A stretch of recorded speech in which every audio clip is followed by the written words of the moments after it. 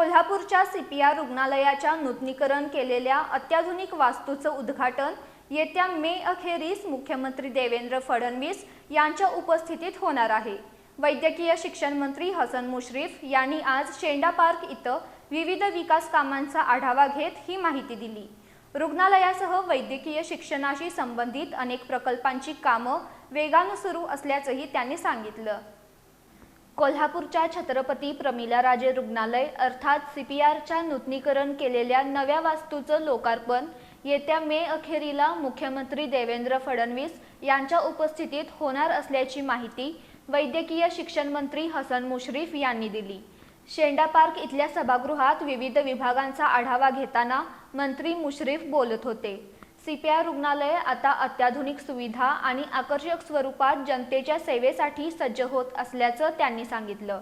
यावेळी शेंडा पार्क इथं सुरू असलेल्या 125 निवासी डॉक्टरांच्या वसतिगृहाचं काम, मुलामुलींसाठी स्वतंत्र वसतिगृह, बॅडमिंटन आणि टेबल टेनिस कोर्ट, विश्रामगृह नूतनीकरण तसंच MBBS विद्यार्थ्यांच्या जुन्या वसतिगृहाच्या दुरुस्तीच्या कामांचा त्यांनी आढावा घेतला।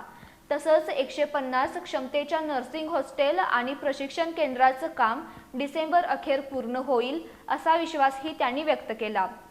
कागल, उत्तूर, शेंडा पार्कसह विविध ठिकाणी सुरू असलेल्या विकास कामांमध्ये पाणी, रस्ता, वीज आणि STP प्रकल्पांना प्राधान्य देण्याच्या सूचनाही त्यांनी अधिकाऱ्यांना दिल्या।